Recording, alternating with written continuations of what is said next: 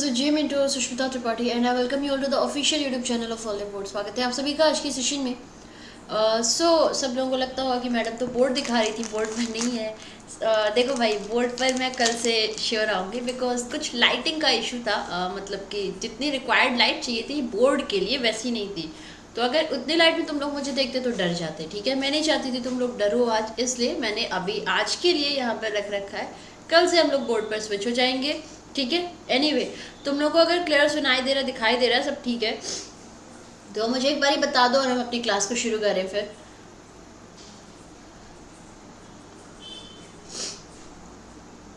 Is everything okay? Shall we start it?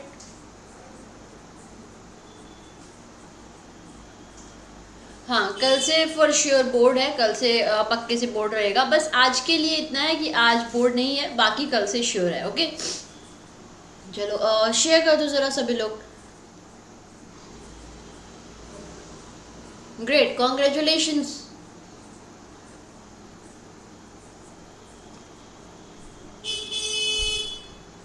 कल कब तक? कल लग जाएगा, कल सब कुछ हो जाएगा, ठीक है। अभी there is this hell lot of cold problem with me, कुछ ज़्यादा ही हो रहा है आज।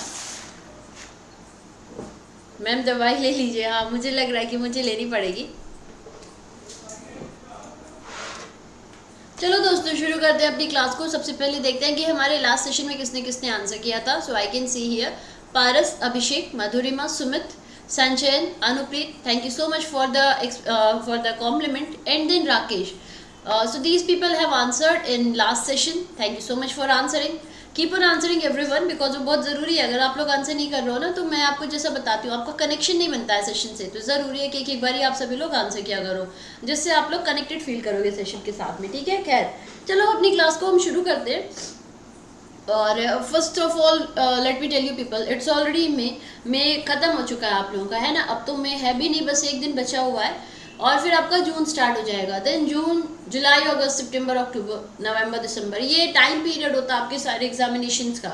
सो if you want to perform well, if you want to do well, and if you can afford, it is a kind of a very good investment for you people, you can purchase the course of fit batch, ठीक है। ये आपका RRB PO specific है। Similarly आपका एक और ऐसा batch है जो कि आपका SBI PO स्पेसिफिक है। जो भी इंटरेस्टेड है वो क्या कर सकता है, वो इन सभी में एनरोल कर सकता है, ठीक है। ये जून 10 तक आपका RRB का नोटिफिकेशन भी आ जाएगा। So I would suggest to people go with these batches, these are actually very helpful. जो भी लोग सेशन कर रहे होंगे उनसे आप पूछ सकते हो कि, और जैसे कि बहुत सारे आप लोगों का देश पोर्टल के बारे में पूछा था या स्टार्स के बारे में पूछा था, ये सब पढ़ाया गया था बजट वगैरह में, ठीक है। तो उसको आप लोग ज़रूर एक बार ज्वाइन कर सकते हो तो कर लो। बिसाइड ये आपका बैंक ऑफ इंडिया का क्रेडिट ऑफिसर ये भी चल रहा है, ठीक है। एंड दिस ऑल्सो आपका ये बैच सिडबी के लिए आज से स्टार्ट हो रहा है। जो भी इंटरेस्टेड है आप लोग ज्वाइन कर सकते हो। याद रखिएगा, whenever you are joining any course, use this coupon code SUSHMITA for maximum discount, okay. जहाँ नॉर्मल डिस्काउंट है वहाँ पे आप लोगों को एडिशनल 5% मिलेगा, या जो भी हमारी वेबसाइट पर अवेलेबल मैक्सिमम डिस्काउंट है वो आपको इस कोड से मिलता है। So remember to use the coupon code SUSHMITA, okay. Beside, I got a good response from everyone when everyone was asking which code to use and they were telling me, ma'am, I have used your, so it is really very good कि आप लोग बता रहे हो ऐसा, ठीक है। Thanks and keep on using it because it shows the kind of support we need, okay. हाँ, special SBI PO means batch ही है ये आपका फिट बैच जो दिख रहा है ना, ये SBI PO के लिए ही है स्पेसिफिक। इनफैक्ट अब इसकी 2 क्लासेस हो गई हैं, हिंदी अलग चल रही है आपकी और इंग्लिश अलग चल रही है। तो आप जिसमें भी कंफर्टेबल हो, हिंदी की टाइमिंग आपकी क्या है, हिंदी की टाइमिंग है आपकी 2 PM और इंग्लिश की टाइमिंग है आपकी 12 PM। आप जिसमें भी कंफर्टेबल हो आप लोग इसको एनरोल कर सकते हो। Now shall we start the session? हाँ, obviously that is completely up to us, you can use whatever you want, ठीक है। तो मैं क्या बता रही हूँ, अब मुझे कोई बोलेगा कि मैंने आपका कोड लगाया तो मैं उसे बोलूँगी ना thank you for using it.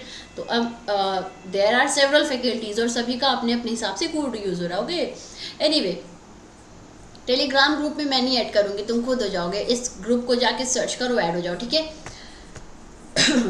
Anyway, so today a reader, tomorrow a leader.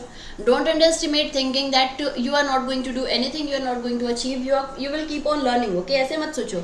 याद रखो, today if you are a reader and if you keep reading, you're going to lead everything next time. Okay, you will be a leader soon. So don't lose hope. Don't think you are not going to do anything. You will be able to do everything. Just have faith, because remember, though you are a reader today, tomorrow you will be a leader. Okay, anyway, चलो अब class को हम अपनी शुरू करते हैं. और मेरी हालत बहुत ही ज़्यादा भयानक हो रखी है. एक सेकेंड, हाँ एक सेकेंड बस, अगर तुम लोग मुझे एक सेकेंड दे सको.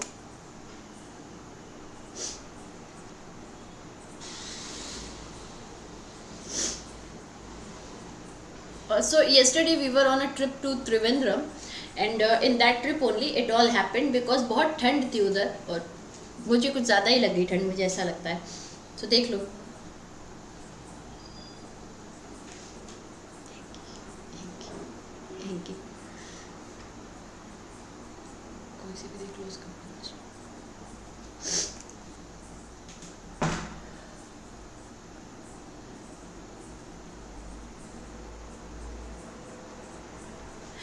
So now Russia conduct test launch of Zircon hypersonic cruise missile. देखो भाई, रशिया अपना दबदबा बराबर बनाए पड़ा है. ठीक है, इसके पहले भी सैटर्न मिसाइल करके इन्होंने कहा था. अभी फिलहाल में हैंकी, ये actually asked for hanky. Okay, and here I got it. तो स्टार्टिंग द सेशन. या Russia, you can see here that Russia had conducted test launch of Zircon hypersonic cruise missile. See what happened. Russia, we all know that Russia and Russia and Ukraine war, and amidst of this war you can all see that continuously जो USA है ये किसका help कर रहा है, Ukraine का help कर रहा है. वो भी बहुत ज़्यादा हेल्प कर रहा है कंटिन्यूस, कि इन्हें मतलब जो कहा जाए ना कि लादना किसी चीज़ से, तो वैसा है इनके साथ में कि कॉन्टीन्यूस इन्हें सप्लाई किए बड़े.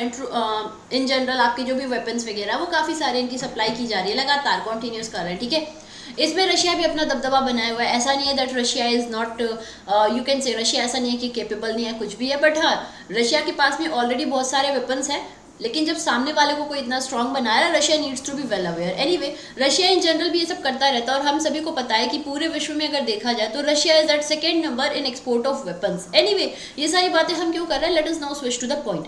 रशिया ने अभी क्या किया, इन्होंने टेस्ट लॉन्च किया है ज़रकोन हाइपरसोनिक क्रूज मिसाइल. देखो, एक तो हाइपरसोनिक, इसके साथ में और भी, जैसे आप लोग देख रहे हो हाइपरसोनिक, इसके साथ में आप लोग का सबसोनिक, ट्रांसोनिक, सुपरसोनिक, हाइपरसोनिक और हाई हाइपरसोनिक, ऐसे आपके अलग अलग मिसाइल्स होते हैं. ठीक है, तो अगर मैं आपसे कहती हूँ इनको कैसे आप याद रखोगे, सबसे पहले याद रखे रहना, एक होता है सबसोनिक.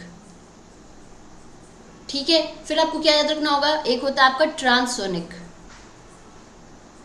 ओके, फिर एक होता है आपका सुपरसोनिक. ओके, देन हाइपरसोनिक, और एक होता है आप लोगों का हाई हाइपरसोनिक. ये ऐसे डिफाइंड होते हैं, याद रखे रहना. अगर आप लोग बोलते हो कि मिसाइल को उनकी स्पीड के बेसिस पे कैसे क्लासिफाई कर सकते हो, इस तरीके से आप इन्हें क्लासिफाई कर सकते हो. ओके, अब अगर हम इनकी स्पीड की बात करते हैं तो मार्क नंबर, ठीक है, मार्क नंबर से करें, ये आप कह सकते हो ग्रेटर देन 0.8. ठीक है, फिर अगर हम लोग इसकी बात करते हैं तो ये 0.8 से 1.2 के बीच में वैरी करता है. ट्रांसोनिक, ये आपका 1.2 से 5 के बीच में वैरी करता है. ये आपका 5 to 10 के बीच में वैरी करता है. और यही ये आपका हाई हाइपरसोनिक 10 to 25. ठीक है, तो ये हाइपरसोनिक और सुपरसोनिक हम लोग इन जनरल सुनते रहते हैं, लेकिन हाई हाइपरसोनिक ये बहुत बड़ी बात होती है. मीटर पर सेकेंड में अगर मैं आपसे बात करूँ तो 20-25 क्या कहोगे आप लोग, 3430 से अप्रोक्स 8000 समथिंग मीटर पर सेकेंड की स्पीड से होता है. ठीक है, तो ये सुपरसोनिक तो अपन लोग अक्सर सुनते रहते हैं, हाइपरसोनिक थोड़ा कम सुनते हैं. ओके, फिलहाल में रशिया ने कहा है कि एक ज़रकोन हाइपरसोनिक क्रूज मिसाइल की टेस्टिंग किए हैं. ओके, तो Russian frigate Admiral Gorshkov successfully test fire. ठीक है, कहाँ से हुआ है देख सकते हो आप लोग, एडमायरल गोरशोव, यहाँ से टेस्ट फायरिंग की गई है ज़रकोन हाइपरसोनिक क्रूज मिसाइल की. किस सी से की गई है, बेरेंट सी. ये जो मिसाइल है इसने एक नेवल टारगेट को हिट किया है जो कि 1000 किलोमीटर अवे था व्हाइट सी के अंदर. ज़रकोन मिसाइल की टेस्ट फायरिंग की जा चुकी है कई बारी इस एडमायरल गोरशोव फ्रिगेट से और न्यूक्लियर पावर्ड सबमरीन से. ठीक है, तो ऑलरेडी ऐसा नहीं है कि पहली बार हुआ है, इसके पहले भी कई बार जो है इससे और स्पेसिफिकली टेस्टिंग की जा चुकी है. आपको याद रखना होगा कि कौन कौन सी टाइप की मिसाइल्स होती हैं। इसके साथ में ये जो मिसाइल आप लोग देख रहे हो फिलहाल में रशिया ने क्या किया है, बिकॉज यार अगर हम लोग देखें तो बहुत ज़्यादा इंपॉर्टेंट है, क्वेश्चन यहाँ से बहुत सारे आपके बन सकते हैं। क्या है, अगर हम लोग बात कर लेते हैं रशिया की, तो देखो रशिया के प्रेसिडेंट है व्लादिमीर पुतिन, हम सभी को पता है, capital Moscow, currency Russian rouble और प्राइम मिनिस्टर मिखाइल मिशुतिन। इनको जरूर याद रखे रहना, ये बहुत हल्के में ले लिए जाते हैं। एनीवे थोड़ी और अगर हम लोग बातें कर ले कि आपके और कौन कौन से इंपॉर्टेंट मिसाइल्स अभी हाल फिलहाल में हुए थे, तो एक तो आप लोग याद रखे रहिएगा कि अभी हम लोगों ने अपने देश में जो है नेवल वेरिएंट ब्रह्मोस का किया था टेस्ट। ठीक है, ब्रह्मोस सुपरसोनिक मिसाइल का नेवल वेरिएंट हमने टेस्ट किया था। BrahMos cruise missile, not supersonic, that would be wrong. BrahMos cruise missile की टेस्टिंग की गई थी। और याद रखे रहो, ये जो ब्रह्मोस हम लोग बात करते हैं ना, ये इंडिया और रशिया का ही जॉइंट वेंचर होता है। किसका? इंडिया और रशिया का ही जॉइंट वेंचर होता है। तो अभी ब्रह्मोस क्रूज मिसाइल की टेस्टिंग की गई थी, जो कि इसका नेवल वेरिएंट था। इसको पहले आप लोग याद रखिएगा, ठीक है। कुछ दिन पहले रशिया ने सैटर्न मिसाइल की टेस्टिंग करी थी। ओके, चाइना बता रहा है कि वो एक ऐसी तरीके की मिसाइल की टेस्टिंग कर रहा है जो कि अपने टारगेट को फॉलो करेगा। कह सकते हो आप लोग एक मूविंग कार को फॉलो करेगा। ये बहुत खतरनाक बात हो जाएगी अगर ऐसा कर देता है तो, मतलब जो कहा जाए दौड़ा के बिल्कुल मारते रहना, वो काम कर देगा चाइना। तो मनाओ ऐसा ये ना करे, वरना तो बहुत दिक्कत हो जाएगी लोगों को। Okay, anyway so remember these much, these are important for you people to remember. यहाँ से क्वेश्चंस आपके बहुत सारे बन सकते हैं एग्जाम में, ठीक है।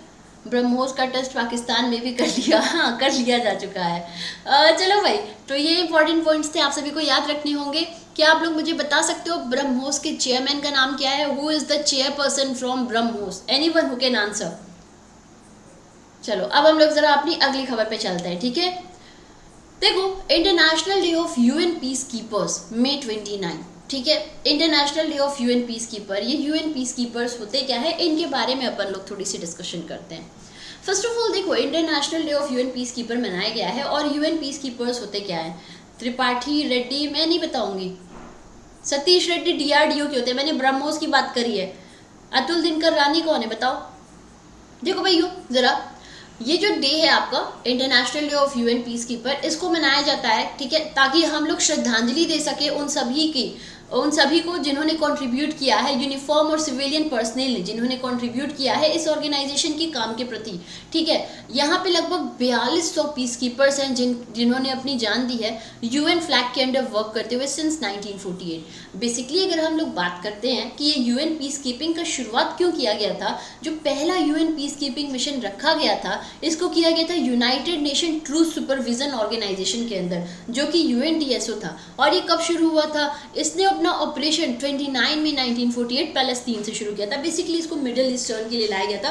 फर्दर इसका यूजेज अभी आप लोग देखोगे तो जगह जगह पर, जैसे सीरिया वगैरह हो गए, कई जगह ऐसे हैं जहाँ पर, सूडान आप लोग देखते होंगे, तो यहाँ पर इनको डिप्लॉय किया जाता है। कभी भी देखा जाता है कि पीस नहीं है, कॉन्फ्लिक्ट है, तो उस कॉन्फ्लिक्ट को खत्म करके पीस लाने के लिए यूएन पीस कीपर्स को डिप्लॉय किया जाता है। हम लोग बात करें कि सबसे ज़्यादा कौन से देश के ऐसे, मतलब ऐसा नहीं है कि यूएन अपनी एक अलग फौज बना रही है। इन जनरल अगर मैं आपसे बात करती हूँ तो कोई ट्रूप हो गया, ठीक है, जैसे हमारे वहाँ से मिलिट्री वगैरह ट्रूप्स हो गए, या आप लोग कहो जैसे कि अपने वहाँ से पुलिस हो गए, ये सब भी लोग यहाँ पे डिप्लॉयड होते हैं। इनमें से कुछ लोगों को डिप्लॉय किया जाता है अलग अलग जगह पर। बेसिक इसका जो मकसद होता है वो यही होता है कि कॉन्फ्लिक्ट्स वगैरह को ख़त्म करके पीस इस्टेब्लिश किया जा सके, इसी से इसको पीस कीपर नाम दिया गया हुआ है, ठीक है। अब अगर हम लोग बात करें कि फिलहाल में जो वुमेन्स है इनका क्या रोल है पीस कीपिंग के अंदर, ये बहुत इंपॉर्टेंट है, इसको याद रखे रहना, क्योंकि आजकल वुमेन्स को लेकर के स्पेसिफिकली क्वेश्चन पूछे जाते हैं कई जगह, ठीक है। So when we are talking कि वुमेन का अभी क्या रोल है इसके अंदर, याद रखे रहो। सबसे पहले इंडियन वुमेन की पीस कीपिंग फोर्स में ठीक ठाक रोल है, ओके। देखो, मैं अगर आपसे एक ऐसे वर्ड में डिफाइन करूं, Indian women in peace keeping, ठीक है। देखो, सबसे पहले तो आप लोग याद रखिएगा कि हम लोग के वहां से एक बारी एक ऑल फीमेल, ठीक है, all female formed police unit, इसको डिप्लॉय किया गया था सबसे पहली बार लिबिया के अंदर। कब? 2007 में। तो अगर आपसे पूछा जाता है कि भारत की इसमें क्या पार्टिसिपेशन है, सबसे पहली बार एक पूरी तरह से फीमेल की फॉर्म्ड पुलिस यूनिट को लिबिया में 2007 में डिप्लॉय किया गया था। इंपॉर्टेंट, याद रखे रहिएगा, बहुत क्वेश्चंस पूछे जाते हैं। अगर हम लोग बात करते हैं तो इससे इनके मल्टी रोल्स भी सामने आते हैं, ठीक है। ये एक्टिवली पार्टिसिपेट कर सकते हैं, इन्हें भी एक्सपोजर मिलेगा, ठीक है। फिर इनका भी रोल बढ़ेगा पीस कीपर्स के अंदर। एक और बात आप लोग याद रखिएगा कि टोटल जो मतलब अगर मैं आपसे कहती हूँ 2020-30 मार्च की मैंने जैसी रिपोर्ट पढ़ी थी, अभी भी वही आपको शो करेगा अगर आप लोग इनकी साइट पर जाओगे। तो ओवरऑल ना 95,000 पीस कीपर्स में, ओवरऑल 95,000 पीस कीपर्स हैं इसमें, और इसमें जो सबसे ज़्यादा विमेन की मतलब विमेन का ओवरऑल पार्टिसिपेशन रहेगा ये 4.8% का रहता है। ठीक है। इसके अंदर मैं अगर आपसे कहूँ 4.8% किस ट्रूप का, 4.8% आपकी मिलिट्री ट्रूप का होता है। ठीक है। फिर क्या याद रखे रहोगे, 10.9% आपका फॉर्म्ड पुलिस का होता है, और 34% आपके जस्टिस वाले होते हैं। ठीक है। ये आपसे पूछा नहीं जाएगा। अब यहाँ पे आपको क्या याद रखना होगा, एक इंपॉर्टेंट चीज़ कि 2028 का एक टारगेट है वुमेन सर्व जो कर रही है मिलिट्री कंटिजेंट के अंदर, इनको 15% जो मिलिट्री कंटिजेंट के अंदर सर्व कर रही है इनको 15% तक किया जाएगा, और जो बाकी आप लोग मिलिट्री ऑब्जर्वर्स हैं उनको बढ़ा करके 25% कर दिया जाएगा। ये मैं जब भी आपको दूंगी ना उस पर पूरा लगा कर दूंगी, तो तुम लोग घबराना नहीं। ठीक है। मैं इसे टाइप करके आपको बता दूंगी। ठीक है। एक इतनी बातें हमने करी, तो बच्चों एक और बात बस याद रखे रहो कि जो आपका यूएनएससी होता है, ठीक है, यूएनएससी, इसका एक रेजोल्यूशन होता है, 1325। ये बहुत इंपॉर्टेंट है, इसको भूलना मत।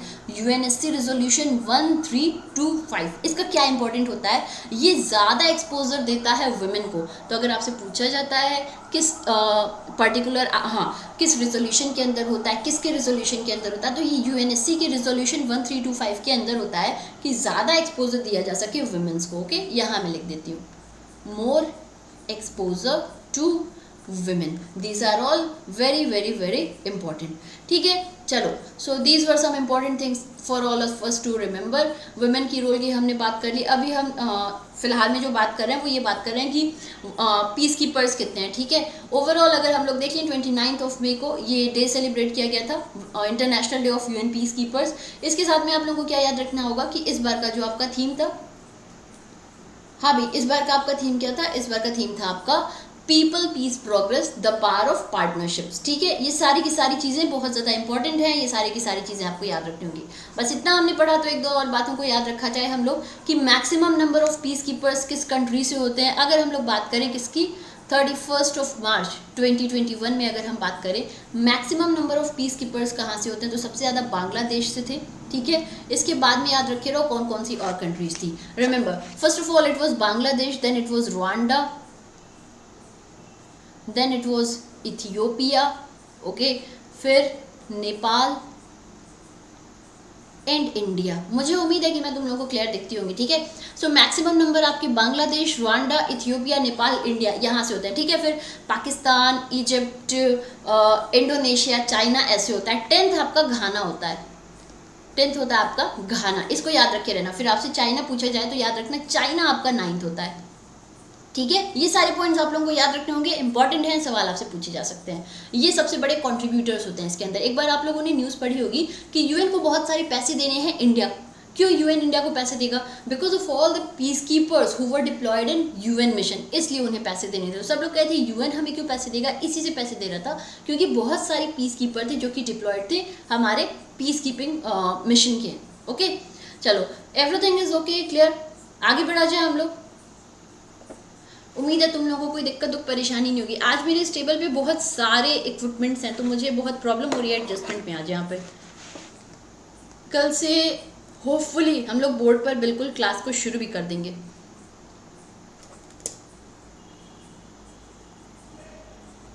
जब भी मैं एक्स्ट्रा नॉलेज देती हूँ तो सब भाग जाते हैं सेशन से, मुझे नहीं पता चला ऐसा क्यों होता है। सैलरी या सर्विस वर्क, मुझे नहीं पता है सैलरी इनकी कितनी है, मैं पूछ के बताती हूँ मतलब मुझे आइडिया नहीं है इसका, मैं एक बार देख लूँगी। ठीक है। क्योंकि जब मैं इनके बारे में पढ़ रही थी तो मैंने नहीं देखी कि इनकी सैलरी कितनी है। ओके, मैं इसको एक बार कंफर्म कर लूँगी तब बताऊँगी आपको इसके बारे में कुछ भी। चलो नेक्स्ट देखते हैं। As you all can see, sorry people, yeah so यहाँ आप लोग देख सकते हो इंडिया ने अचीव किया है milestone to provide tap water connection. Okay, sorry again, sorry again. Okay,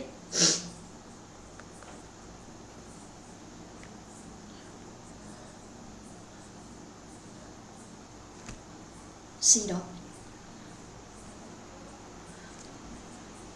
देखो अभी अभी क्या होगा, जो इंडिया है इन्होंने अचीव किया है माइलस्टोन 50% रूरल हाउस होल्ड में access to tap water connection का, ठीक है।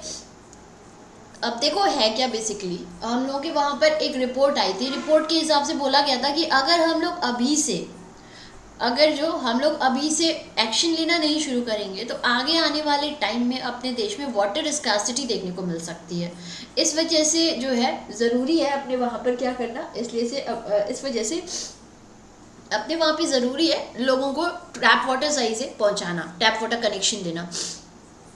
ओवरऑल अभी हुआ क्या है, अभी हुआ ये है कि जो हमारी सरकार है वो बहुत ही एग्रेसिवली इस बात पर सॉरी पीपल,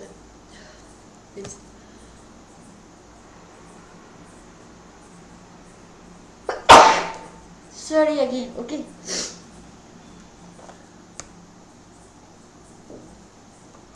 हाँ बहुत सारा सॉरी, मैं एडवांस में तुम लोगों को बोल रही हूँ। देखो भाई क्वेश्चन पे सीधे अपन लोग फोकस करते हैं। देखो हो क्या रहा है कि भारत में आने वाले समय में प्रेडिक्ट किया गया था कि वाटर स्कार्सिटी देखने को मिल सकती है। उसको ख़त्म करने के लिए सरकार ने 2019 में एक स्कीम रोल ऑन की थी। जो 2019 में स्कीम आई थी इसका नाम था जल जीवन मिशन, ठीक है। इसके अंदर जो अपना बेसिक एक इनका एम है वो ये होता है कि जितने भी अपने देश में घर हैं रूरल एरियाज़ में, पहले केवल रूरल के लिए था लेकिन फिर आपका ये अर्बन एरिया में भी रोल आउट कर दिया गया। तो इसके अंदर यही एम था कि जितने भी घर हैं इन सभी को टैप वाटर कनेक्शन दिया जा सके, ओके। तो सभी के सभी घरों को टैप वाटर कनेक्शन प्रोवाइड किया जा सके, इसलिए इस स्कीम को रोल ऑन किया गया था 2019 में, ओके। और कहा गया था कि 2024 तक हम अपने वहाँ पे हर एक घर में इसको पहुँचा भी देंगे, हर एक घर पीने योग्य पानी हम पहुँचा सकेंगे। तो इस मिशन के अनुसार जितने भी हमारे देश में देशवासी हैं उन सभी को लगभग 55 लीटर ऑफ वाटर जो है दिया जाएगा। अब कितना पानी किसे देना है, कैसे देना है, ये वहाँ की जो भी पानी समिति बनाई जाएगी वो इस पे वर्क करेगी कि कैसे क्या देना है, ठीक है। ये आपका जल जीवन मिशन है, हर घर जल, एक इनका एम है सभी घरों तक हम लोग पहुँचा सके।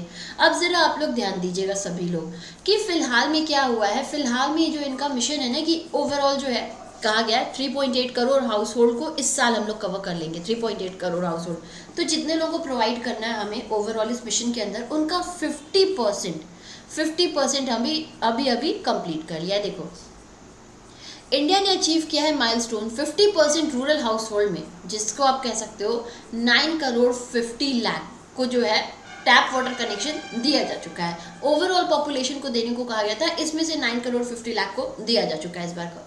अब जैसे हम बात करें कुछ स्टेट्स आपके, Telangana, Andaman Nicobar island, Dadra Nagar Haveli, Daman and Diu, Puducherry, Haryana, इन्होंने ऑलरेडी अपना 100% अचीव भी कर लिया है, ठीक है।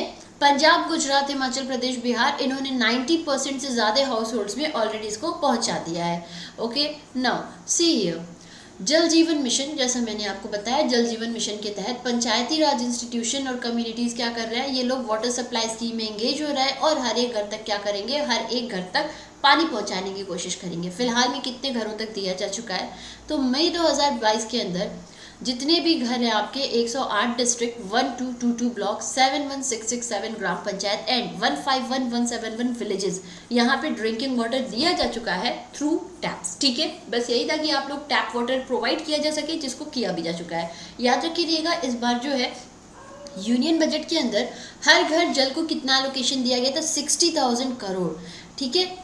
60,000 करोड़ का एलोकेशन किया गया था हर घर जल को। ये सारे के सारे पॉइंट्स आपके बहुत ही ज़्यादा इम्पॉर्टेंट हैं, ओके। एनीवे चलो ध्यान रखे रहना। अगर हम लोग बात करते हैं कि इसमें फंडिंग पैटर्न क्या होता है, जैसे कभी भी अगर सरकार फंडिंग करती है किसी स्कीम की तो उसका एक अपना पैटर्न होता है। तो इन नॉर्मल स्टेट इसका जो फंडिंग पैटर्न है वो है 50:50, यानी कि जितना सरकार करेगी उतना ही राज्य सरकार भी करेगी। फिर जो बाकी आपके हिली एरियाज़ या नॉर्थ ईस्टर्न स्टेट है उसका पैटर्न है 90:10, यानी कि सेंट्रल गवर्नमेंट 90 करेगी और स्टेट गवर्नमेंट 10 करेगी। और जो आपकी यूनियन टेरिटरीज है वहाँ पे इसका 100% का कवरेज सेंट्रल गवर्नमेंट का। इस तरीके से इनका फंडिंग पैटर्न है। इतनी बातें आप लोग याद रखिएगा। क्या आप लोग मुझे बता सकते हो हमारे वहाँ पर मिनिस्ट्री ऑफ जल शक्ति अभी किसके पास में है? Who is having the charge of ministry of जल शक्ति एज ऑफ नाउ? बताइएगा सभी लोग, ठीक है। एनीवे अब ज़रा एक बात और सभी लोग ध्यान दीजिए जितने भी लोग हैं। कि अभी कुछ दिन पहले वाटर रिलेटेड अगर हम बातें करें तो एक तो याद रखे रहो कि हमारे वहाँ पे जो पहली ऐसी डिस्ट्रिक्ट थी जहाँ पे टैप वाटर कनेक्शन सभी जगह प्रोवाइड कर दिया गया था, ये पूरी थी। फर्स्ट वॉज पूरी, और 100 कौन सी थी? 100 was Chamba. Shekhawat ji, very good.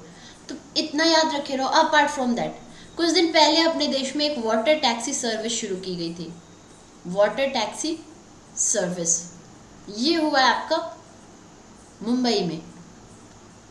और क्या याद रखे रहना हम लोग को इसके साथ में कि एक आप लोगों के वहाँ पे वाटर डिजिटल बैंक भी शुरू किया गया, या कह लो डिजिटल वाटर बैंक। अभी जो आपका डिजिटल वाटर बैंक है, इसकी शुरुआत कहाँ से की गई है? इसकी शुरुआत की गई थी आपकी बेंगलुरु से, और इसका नाम क्या है? इसका नाम है एक्वेरियम। ठीक है, इसका नाम है एक्वेरियम। फिर क्या याद रखिएगा, वाटर मेट्रो प्रोजेक्ट शुरू हुआ है कोची में।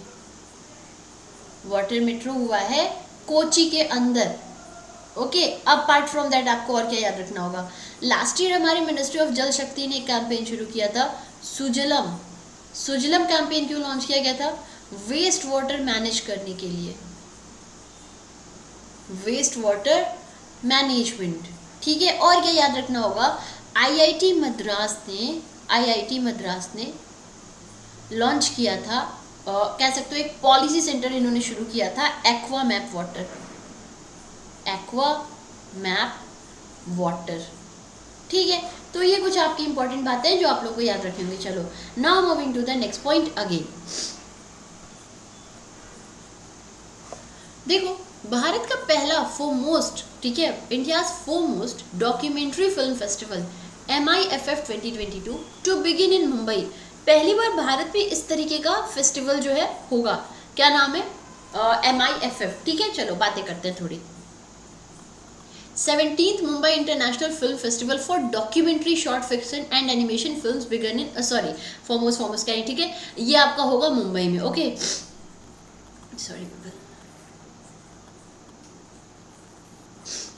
Sorry again. तो ये आप लोगों का हो रहा है कहाँ पर? मुंबई में। सॉरी, मैं फोरमोस्ट सबसे पहला गई थी, उसमें आप लोग कंफ्यूजन में मत आना। ठीक है, सुजलम, वेस्ट वाटर वो सुजलम।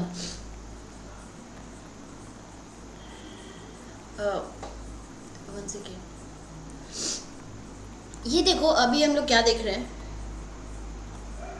प्रीति चोपड़ा को अलग ही परेशानी है, इतनी सर्दी में रहोगी। भैया यहाँ पे मैं सर्दी में नहीं हूँ, बहुत गर्मी हो रही है, पसीने हो रहे हैं। तुम्हें मतलब तुम लोग का अलग ही हिसाब है। कोई इंसान इतने पसीने में बैठ के तुम लोग को पढ़ा रहा है, कह रही इतनी सर्दी में रहोगी। ओके, ये अलग ही सब बातें हैं बिल्कुल। और यहाँ तमिलनाडु में अभी एसी की रिक्वायरमेंट भी नहीं है। ये नॉर्मल वेदर की वजह से मुझे ऐसा हो रखा है मेरे साथ में। इतनी ज़्यादा ठंड हो रही है अभी यहाँ पे, मतलब ठंड क्या हो रही है, दिन भर बारिश हो रही है इस साइड में आजकल।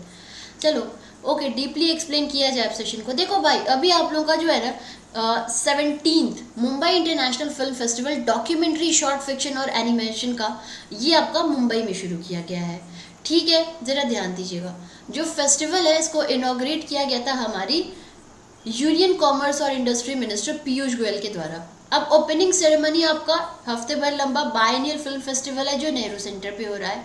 MIFF की हम बात करें तो यहाँ पे 808 फिल्म एंट्रीज हो रही हैं 30 कंट्रीज से। काफ़ी सारा अच्छा रिस्पॉन्स हमें मिला है। 808 फिल्म्स में से 102 जो है they will be screen under competition category. तो आप लोग यहाँ पे याद रखिएगा ओवरऑल कितनी कैटेगरीज में इंट्रोड्यूस की जा रही है और कितने फिल्म्स को यहाँ इंट्रोड्यूस किया जा रहा है, ये ज़रूर याद रखे रहना। 11 movies from Bangladesh will be telecast at the festival. ठीक है, तो ये सारी बातें आप लोग को याद रखनी होंगी। ऐसी कोई बड़ी चीज़ नहीं है, बस आपको याद रखना होगा कि आपका जो MIFF है ये कहाँ पर हो रहा है। इतने पॉइंट आपको याद रखने होंगे। अपार्ट फ्रॉम दैट एक दो और बातें आप सभी लोग ध्यान रखे रहना। देखो, the best film of festival will receive the golden conch award along with a cash prize of ₹10 lakh. ठीक है, तो जो भी बेस्ट फिल्म होगी इसे एक गोल्डन कॉन्च अवार्ड दिया जाएगा जिसके लिए कैश प्राइस 10 लाख का होगा। बाकी जो अवार्ड है ये कैरी कर रहे हैं cash price from 5 to 1 lakh along with silver conch trophy and certificate. MIFF में पहला कह रही थी, ठीक है, ध्यान दो, ये ओल्डेस्ट और बिगेस्ट है। ठीक है, और ये कहाँ का है, साउथ एशिया का है। It was started in 1990 and focuses on documentary, short fiction and animation film. मैं क्यों पहला कही थी, अभी तुम लोगों को पता चलेगा 2 न्यूज़ के बाद, ठीक है। एनीवे, तो ये आप लोग MIFF को याद रखिएगा, फुल फॉर्म याद रखिएगा, कहाँ पर हो रहा है, कौन सा एडिशन है, किसके लिए स्पेसिफिक आता है, इतने पॉइंट तो आप लोग को याद रखने होंगे।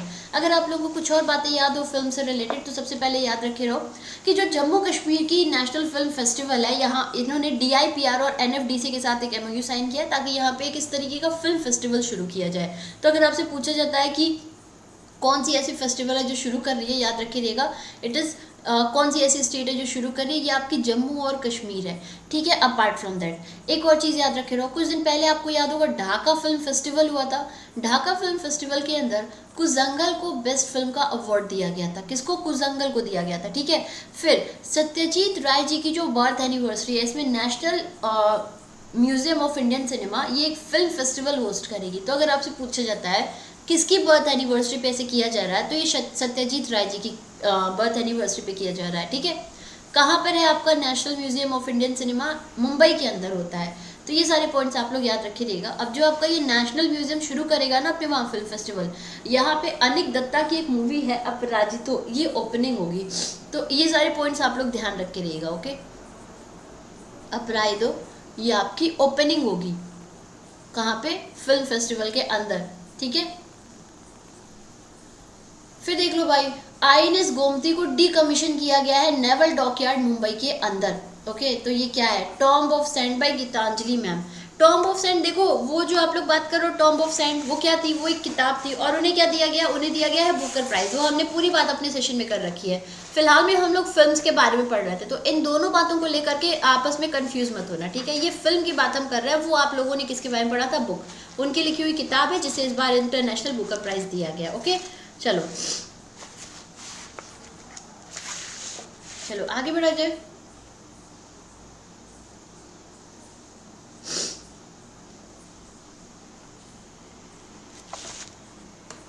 चलो भाई, देखो क्या लिखा हुआ है, INS गोमती, इसको डीकमीशन किया गया है नेवल डॉकयार्ड मुंबई के अंदर। ओवरऑल क्या बात हो रही है?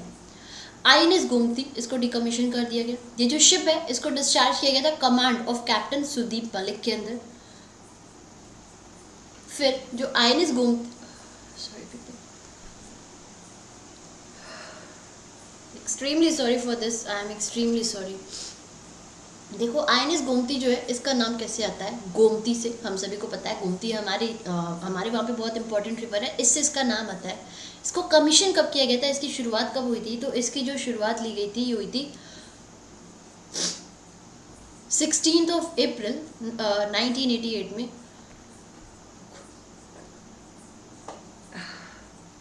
देखो इसकी शुरुआत हुई थी 16 अप्रैल 1988 से। किसके द्वारा? KC पंत के द्वारा, जो उस वक्त के डिफेंस मिनिस्टर थे। मजगांव डॉक लिमिटेड से की गई थी, ओके। जो थर्ड शिप है Godavari class guided missile, sorry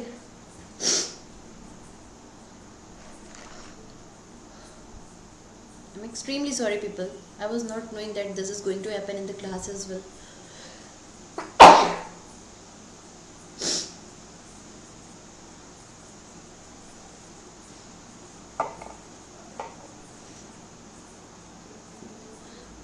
C,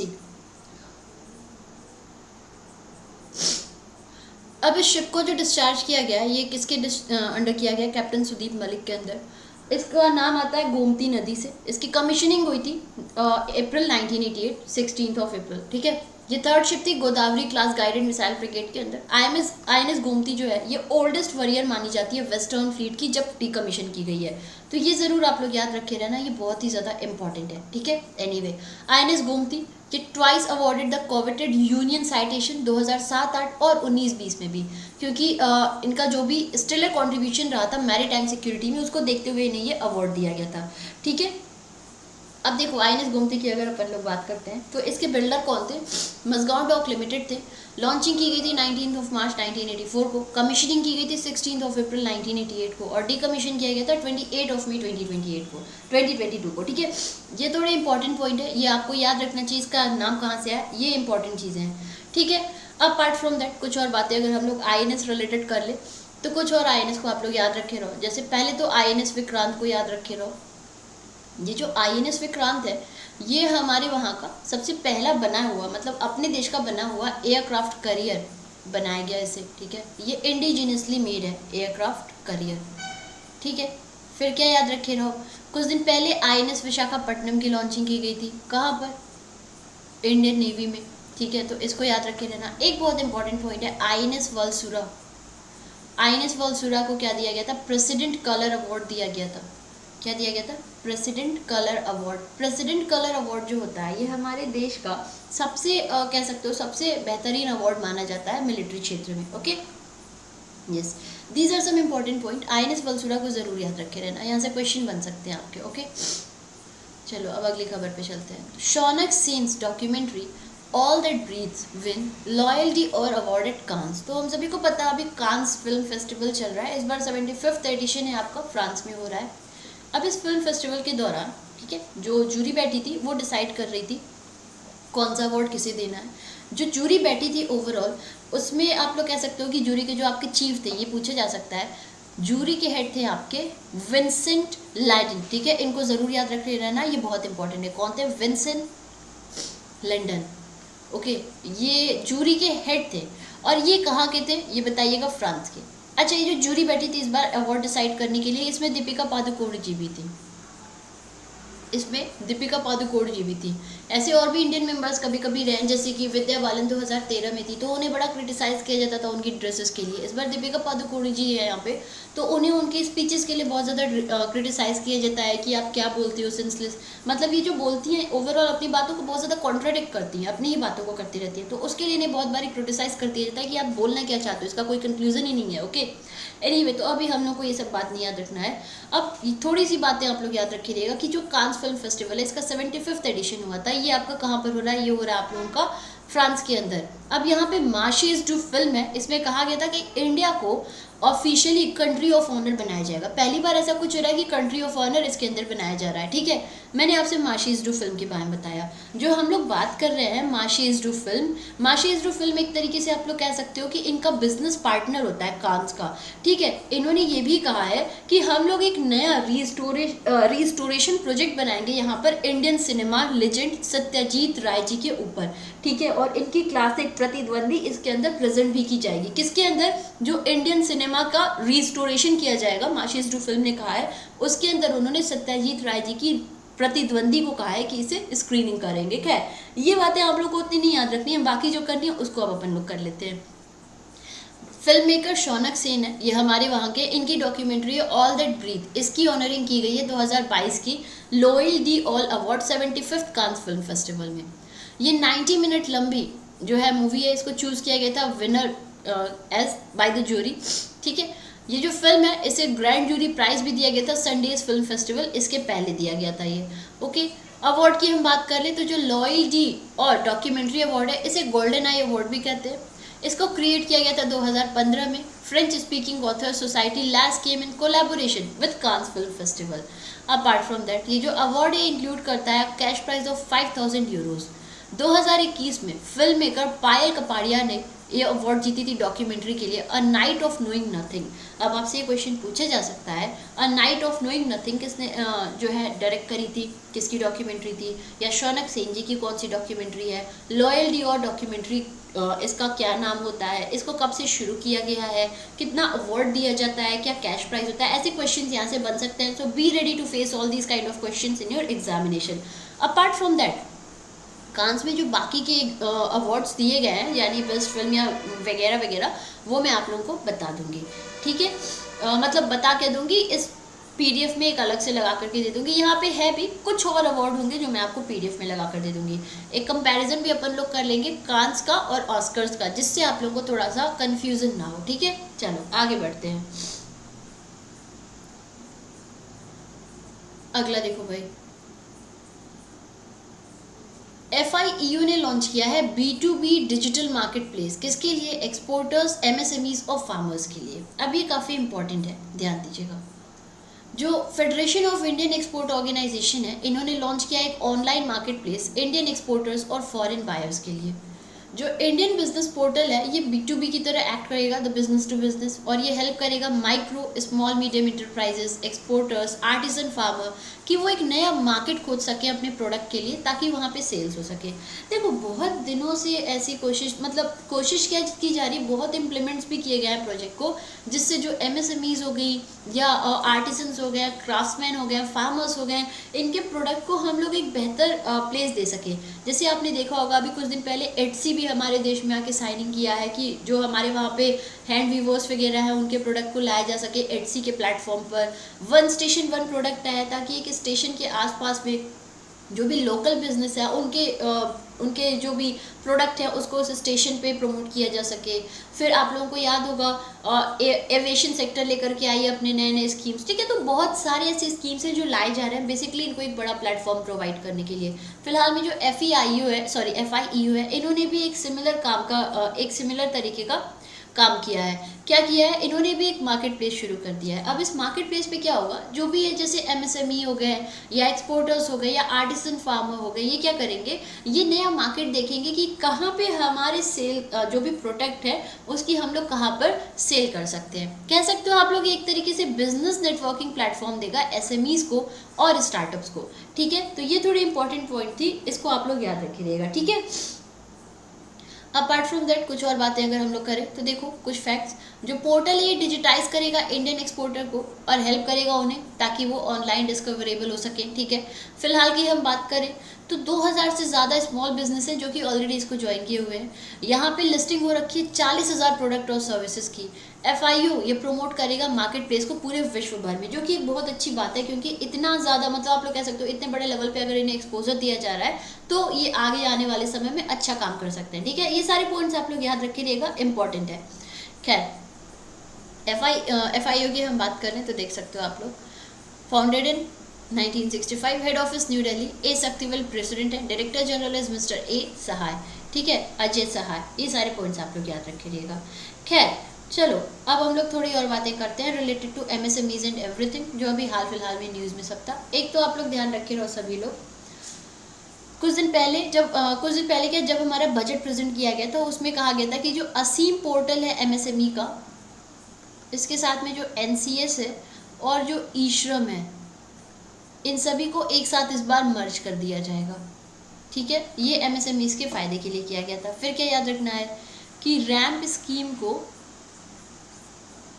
6000 crore offer किया गया। रैम्प स्कीम उन MSMEs के लिए लाया गया है जो कि कोविड की वजह से सही वर्क नहीं कर पाए थे, ठीक है। फिर क्या याद रखिएगा आप लोग कि अभी एक MSME टेक सेंटर शुरू किया गया था। एक हुआ था आपका पुडुचेरी में 122 करोड़ की लागत के साथ, और एक हुआ था आपका सिंधुदुर्ग में 200 करोड़ की लागत के साथ। ये दोनों पॉइंट आप लोग ध्यान रखे रहना। फिर और क्या याद रखिएगा, कुछ दिन पहले समर्थ स्पेशल एंटरप्रेन्योरशिप प्रोग्राम लाया गया था।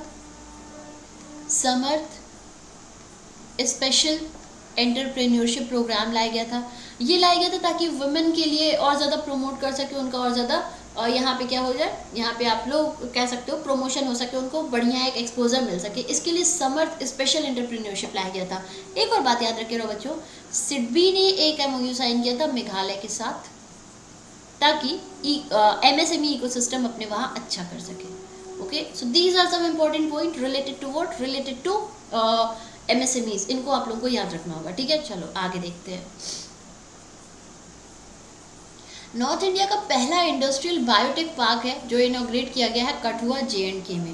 ओके, देखो है क्या,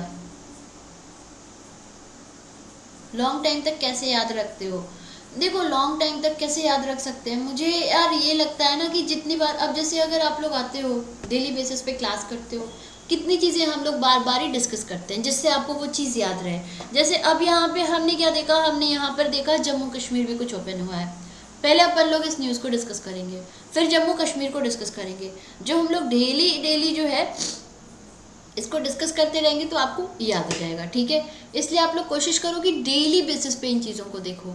अब मुझे ऐसा लगता है कि मैं कई बार जब सोती हूँ तो मुझे सपने भी GA का आता है, ठीक है। ऐसा हुआ है मेरे साथ में, मैं मतलब अपने सपने में एक्चुअली GA पढ़ा चुकी हूँ 2-3 बार। वही है ना, बिकॉज हम लोग यार पहले क्लासेस लेते थे तो 8-8 9-9 आवर्स लेते थे, यहाँ पे क्लास ले रहे हैं 3-4 घंटे पढ़ा रहे हैं। अब आज ही सुबह की क्लास में मैंने ये बजट वाली बात बताई, मुझे वो चीज़ याद है कि हाँ ऐसा कुछ होने वाला है। समर्स में 3-4 दिन पहले पढ़ा रही थी, मुझे याद था। बार बार वो आप लोग करते चलोगे तो है आप लोगों को याद हो जाएगा, ठीक है। तो उन चीज़ों को 1 बार 2 बार 3 बार ऐसे पढ़ते चलो, याद रहेगा, ठीक है। चलो खैर शुरू करते हैं, अपनी दूसरी न्यूज़ पे चलते हैं।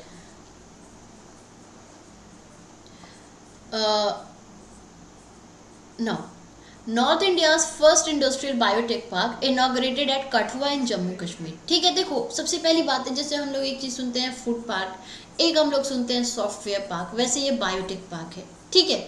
फूड पार्क में क्या होता है, मतलब ऐसे आप लोग कह सकते हो एक बड़ी सी जगह दे दो जहाँ पे ऐसे इंडस्ट्रीज आकर के अपनी इंडस्ट्री सेटअप कर रही हैं जो फूड कंजर्वेशन के लिए वर्क कर रही हैं। सॉफ्टवेयर पार्क तो ऐसी जगह पे मतलब बहुत सारे इंडस्ट्रीज हैं जो कि सॉफ्टवेयर का अपना सेटअप कर रही है उस कंपनीज का। ऐसे बायोटेक पार्क होगा जो कि बायोटेक रिलेटेड काम अपने करते रहेंगे। ओके, लेकिन अब ध्यान में रखने वाली बात यह कि ये जम्मू कश्मीर में होगा। कहाँ पर हो रहा है? जम्मू कश्मीर।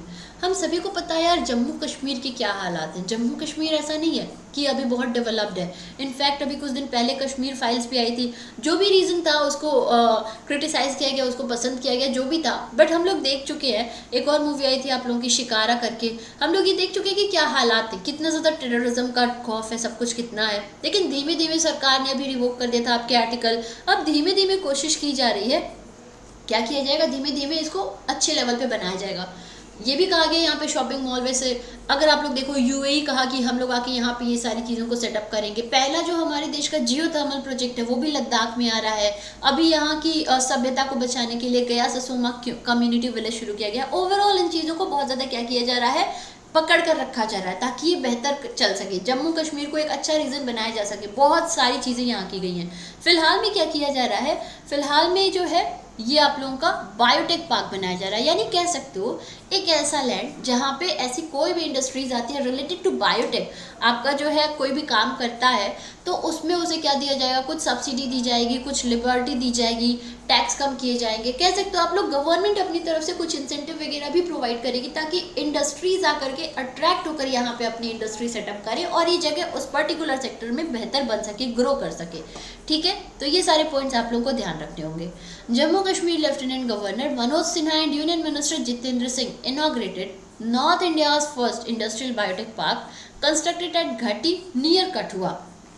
अब जरा ध्यान दीजिए, ये जो है ये ट्रांसफॉर्म करेगी यहाँ की इकोनॉमी को, और जो भी साइंटिस्ट वगैरह हैं वो क्लाइमेट चेंज वगैरह पे कुछ वर्क करना चाहते हैं उन्हें एक अच्छा मिल सकेगी, अच्छी जगह मिल सकेगी करने को। ये स्टार्टअप, यंग एंटरप्रेन्योर, एसएमईज को वो सभी टूल्स देगी जो कि प्रोडक्शन में उनके काम आएगा, मैनेजेबल होगा, एनवायरमेंटली सस्टेनेबल होगा ओवरऑल ये सब। ठीक है, तो ये बहुत ही अच्छा स्टेप है क्योंकि आगे आने वाले टाइम में ये इन्हें बहुत मदद करने वाली है। अब देखो इसकी मदद से 3500 मेडिसिनल प्लांट स्पीसीज है, ठीक है, to harness market advantages in the most effective way and help farmer to generate more income. ये किया जाएगा। फिर क्या याद रखिएगा, एक नया इंडस्ट्रियल डेवलपमेंट स्कीम है जिससे एनेबल किया जाएगा जम्मू कश्मीर को कि ये इन्वेस्टमेंट ज़्यादा से ज़्यादा पा सके, लगभग 38,800 करोड़ का, जिसमें 338 इंडस्ट्रियल यूनिट एसोसिएटेड है केवल और केवल बायोटेक सेक्टर से। ये बहुत इंपॉर्टेंट पॉइंट है, ठीक है। अनदर बायोटेक पार्क, और कौन सा बायोटेक पार्क है, हंडवारा कुपवारा, ये अंडर कंस्ट्रक्शन है और इसमें 84.66 करोड़ का जो है कॉस्ट भी आ रहा है। देन बायोटेक्नोलॉजी पार्क कठुआ, इनका पोटेंशियल है कि ये प्रोड्यूस करेंगे 25 स्टार्टअप्स इन अ ईयर। खुद सोचो ना कि यहाँ पे बायोटेक पार्क बन जाएगा, 25 स्टार्टअप्स आकर के काम कर रहे हैं, कितने लोगों को इससे जो है काम मिलेगा, कितनी अच्छी वहाँ पे प्रोडक्शन होगी। तो ये बहुत ही बेहतरीन चीज़ होगा अगर इसको कंप्लीट किया जाए तो, ठीक है। जम्मू कश्मीर को देखा जाए तो काफ़ी सही तरीके से अभी इनका वर्किंग चल रहा है। अगर अच्छा हो गया तो ये बहुत बेनिफिशियल होगा इस पूरी एरिया के लिए, ठीक है। तो ये कहाँ हो रहा है बच्चों, ये हो रहा है आपका जम्मू कश्मीर में। इसको याद रखे रहना। कुछ बातें अगर हम लोग यहाँ पे डिस्कस कर लें तो जम्मू कश्मीर का अभी जो मेन एक्ट है ये कौन सा है, रीऑर्गेनाइजेशन एक्ट 2019, ठीक है। कुछ दिन पहले यहाँ पे क्या की गई है, डिलिमिटेशन कमीशन बैठी थी, उनका रिपोर्ट आया, उसके हिसाब से सारा काम किया गया। तो जो डिलिमिटेशन की अपनी रिपोर्ट आई थी उसमें लेजिस्लेटिव असेंबली में क्या चेंजेस किए गए कि जो जम्मू के अंदर सीट्स हैं, जम्मू के अंदर जो लेजिस्लेटिव असेंबली की सीट्स थी ये 43 कर दी गई हैं। कितनी बढ़ाई गई है, 6 सीट्स को इंक्रीज कर दिया गया, ठीक है। अपार्ट फ्रॉम दैट कश्मीर की अगर हम बात करते हैं तो कश्मीर में जो सीट्स है लेजिस्लेटिव असेंबली कितनी कर दी गई, 47, और कितना बढ़ा दिया गया था इसको, 1 बढ़ाया गया था। ओवरऑल 90 रहेगा, ठीक है।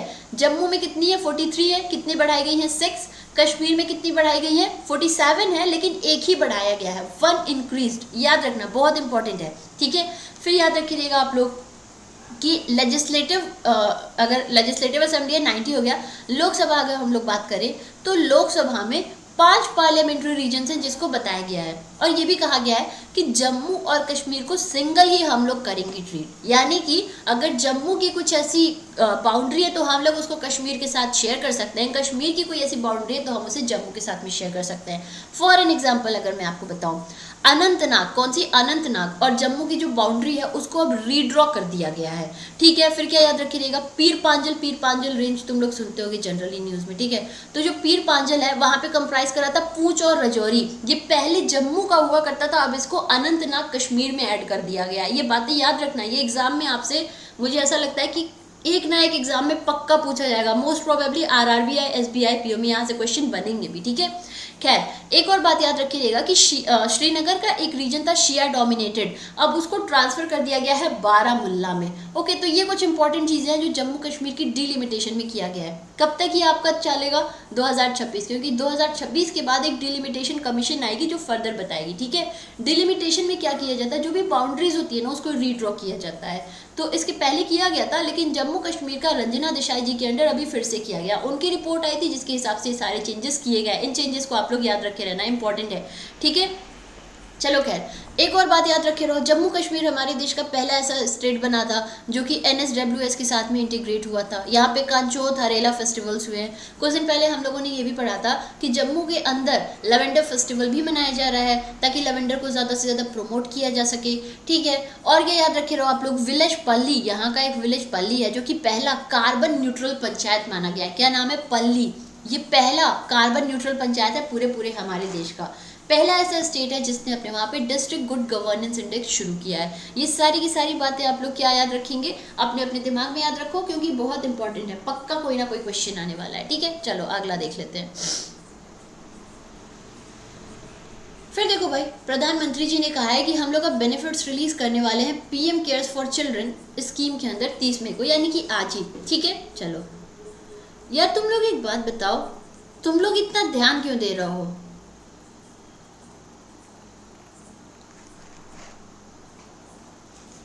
मतलब कोई बंदी आ रही है, एक बंदी तुम सबको डिस्टर्ब करके रखी है, खुद सोचो। The only thing they want is attention, that is what you people are giving him और हर, और डोंट नो, ठीक है। तो वो तुम लोग उसे दे रहे हो। मैं पढ़ा रही हूँ, मैं नहीं मतलब मुझे मतलब ही नहीं है कोई क्या कमेंट कर रहा है, मैं कमेंट देख रही हूँ लेकिन मैं उसके कमेंट को इग्नोर कर रही हूँ। तुम सबके सब इतने इफेक्ट हो, अब सोचो तुम लोगों का डाइवर्जन कितना आसान है। एक लड़की के कमेंट से तुम लोग इतने इफेक्ट हो रहे हो, तुम लोग उसको नहीं हटा सकते हो, तो बाकी जगह पे और कितने डाइवर्ट हो सकते हो। Only thing you people have to do is ignore, बिल्कुल छोड़ दो, देखो ही मत वो बंदी क्या कह रही है। फिर वो जितना बेकार बोल सकते हैं वो उतना कुछ बेकार बोलेगी, बोलेगा या जो भी है, ठीक है। उसके बाद खुद ही चले जाते हैं ये लोग, तो let her speak, okay. Now her or him, whatever it is, let her use. मैंने बोला तो वो बहुत ज़्यादा बुरे शब्द भी आते हैं, हम लोग पढ़ाते हैं तो हम लोगों ने देखा है। देखो, प्राइम मिनिस्टर नरेंद्र मोदी ने रिलीज किया है benefit PM cares for children scheme के अंदर 30 मई 2022 को। देखो, प्राइम मिनिस्टर ट्रांसफर करेंगे स्कॉलरशिप स्कूल गोइंग चिल्ड्रन को, इसके अंदर passbook PM cares for children और हेल्थ अंडर आयुष्मान भारत प्रधानमंत्री जन आरोग्य योजना, ये हैंड ओवर किया जाएगा उन चिल्ड्रन को इस प्रोग्राम के दौरान।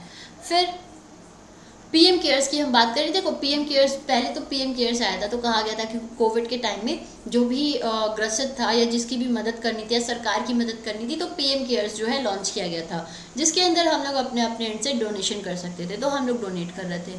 फिर last year PM cares for children भी लॉन्च किया गया, बिकॉज लास्ट ईयर अगर हम लोग देखे हो तो बहुत सारे लोगों की डेथ हुई थी, बहुत सारे ऐसे बच्चे थे जिनके गार्जियन या जिनके पेरेंट्स की डेथ हुई हो, ठीक है। तो उनका कैसे अब काम चलेगा, उनके लिए क्या किया जाए, ये PM केयर्स फॉर चिल्ड्रन शुरू कर दिया गया उनके लिए, ओके। अब पीएम केयर्स फॉर चिल्ड्रन जो शुरू किया गया है, इसमें कहा गया है कि जो भी बेनिफिट्स हैं वो हम लोग रिलीज करेंगे 30 मई को। क्या बेनिफिट दिया गया है? सबसे पहले तो स्कॉलरशिप दी गई है स्कूल गोइंग चिल्ड्रन को, फिर एक passbook PM cares for children का, और हेल्थ कार्ड आयुष्मान भारत के अंदर इन्हें दिया गया है। पासबुक अगर आप लोग देखते हो तो क्या होगा, जो भी इन्हें बेनिफिट्स मिलने, स्टाइपेंड्स वगैरह, वो उन्हें मिल सकेगा। हेल्थ कार्ड मिल रहा है आयुष्मान भारत के अंदर, जो भी ऐसे हॉस्पिटल्स वगैरह आते होंगे इसके अंदर, वहाँ पे उनका फ्री चेकअप वगैरह हो सकता है, ये इनके फायदे मिलने वाले हैं। ठीक है, तो ये आप लोग ध्यान रख के रहना है, बहुत ज़्यादा इंपॉर्टेंट है। एनीवे सो अगर हम बात कर ले पीएम केयर्स की, तो देखो PM cares for children scheme, इसको लॉन्च किया गया था 29 मई 2021 को, 1 साल हुआ है अभी इसका कल। ये सपोर्ट करेगा उन चिल्ड्रन को जो कि अपने दोनों पेरेंट्स को या लीगल गार्जियन को या अडॉप्टिव पेरेंट्स को खो दिए होंगे पैंडेमिक के दौरान। कब से कब तक के लिए? 11 मार्च 2020 से 28 फरवरी 2022 तक। इसके बीच में जिसके भी माता पिता या उनके गार्जियन की या उनके अडॉप्टिव पेरेंट्स की मृत्यु हुई है, ये उनके लिए है। इसका ऑब्जेक्टिव यही है कि कॉम्प्रिहेंसिव केयर और प्रोटेक्शन मिल सके बच्चों को, उन्हें जो है एजुकेशन स्कॉलरशिप प्रोवाइड किया जा सके, सेल्फ सफिशिएंट हो सके, साथ ही साथ में इन्हें 10 लाख रुपए जो है दिए जाएंगे जब ये 23 वर्ष के हो जाएंगे, ताकि इनकी वेलबींग हो सके, और इन्हें हेल्थ इंश्योरेंस भी दिया जाएगा। ये सारी की सारी चीज़ें इन लोगों को प्रोवाइड किया जाएगा।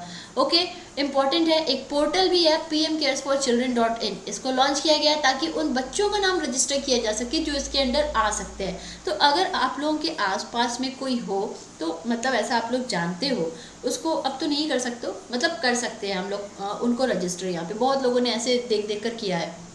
खैर, ये जो पोर्टल है ये एक सिंगल विंडो सिस्टम है जो कि फैसिलिटेट करता है अप्रूवल प्रोसेस, फिर जो है बच्चों को असिस्टेंस प्रोवाइड की जाती है। ठीक है, नाउ ये इंपॉर्टेंट चीज़ है। नाउ से हियर एमसीक्यूज की हम बातें करें। देखो, कौन सी कंट्री ने रिसेंटली टेस्ट कंडक्ट किया है ज़िरकॉन हाइपरसोनिक क्रूज मिसाइल का? श्रीलंका, यूक्रेन, रशिया या कोई भी नहीं। अगला, किस दिन international day of UN peace keeper मनाया जाता है? 27 मई, 28 मई, 29 मई और 30 मई।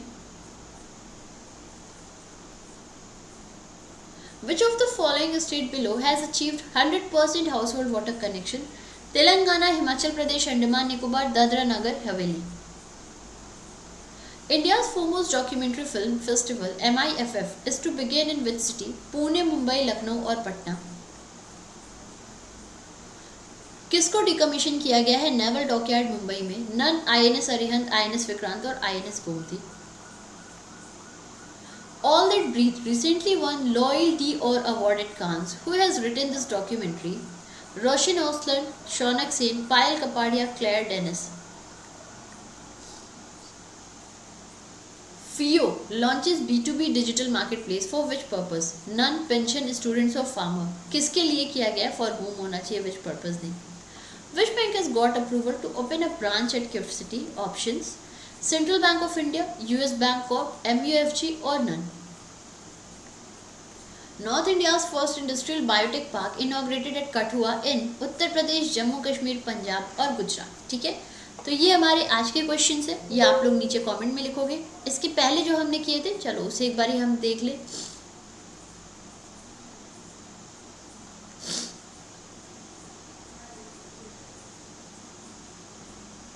फर्स्ट क्वेश्चन, इनमें से किन्होंने अलाउ किया है हाउडेन ग्रुप को कि वो अपनी शेयर होल्डिंग हाउडेन इंडिया में 100% कर दें? तो ये किसने किया था? IRDAI ने किया था, आप लोगों को याद होना चाहिए। RBI ने रिड्यूस किया है net worth requirement non bank Bharat bill payment unit का 25 करोड़ तक। कितनी राशि से ये हुआ है? 100 करोड़ से कम करके कितना कर दिया गया है? 25 करोड़। ठीक है, इनमें से कौन सी स्टेट गवर्नमेंट टाटा टेक के साथ में पार्टनरशिप करके ट्रांसफॉर्म करेगी पॉलिटेक्निक ITIs को सेंटर ऑफ एक्सेलेंस में? तो ये करने वाली आपकी असम है। ठीक है, इसको ऐसे वन वर्ड में याद रखे रहना, कुछ बहुत ज़्यादा नहीं है। इंडिया पोस्ट पेमेंट बैंक को कब लॉन्च किया गया था? इसकी लॉन्चिंग हुई थी 2018 में।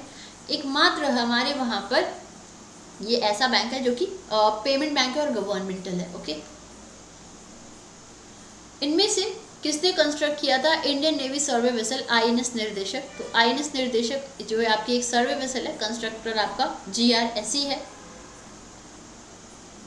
फिर राजनाथ सिंह जी ने अप्रूवल दिया था एक नया डिफेंस स्टेट सर्कल शुरू करने को, कहाँ पर? उत्तराखंड में ये किया गया है। रिजर्व बैंक ऑफ इंडिया के हिसाब से इनमें से कौन सी मोस्ट प्रेफर्ड नोट है? 100 की, ठीक है। अच्छा, ये न्यूज़ आज मुझे आपके साथ डिस्कस करनी थी, कर लेंगे हम लोग इसे कल, ठीक है।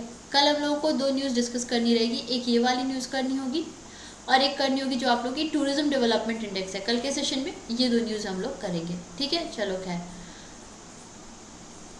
anyway, thanks for watching the session. If you people liked it, please do give it a like. Also share it with your friends, and if you haven't subscribed the channel, इसे सब्सक्राइब कर लेना, ठीक है। और याद रखे रहना आप सभी लोग कि अगर आप लोगों को कोई सा भी कोर्स चाहिए, so remember to use the coupon code SUSHMITA, ठीक है। चलो, will meet you people again. I hope you people liked it. Thank you for watching the session, although it was a bit disturbing, थोड़ा सा disruption हो रहा था. I am extremely sorry for that, ठीक है। कल से अपन लोग शुरू करते हैं बोर्ड पे सही से, ठीक है। Thank you again, have a great day and thanks for the concern everyone. Love you people. जय हिंद, जय Bharat. God bless you. Bye.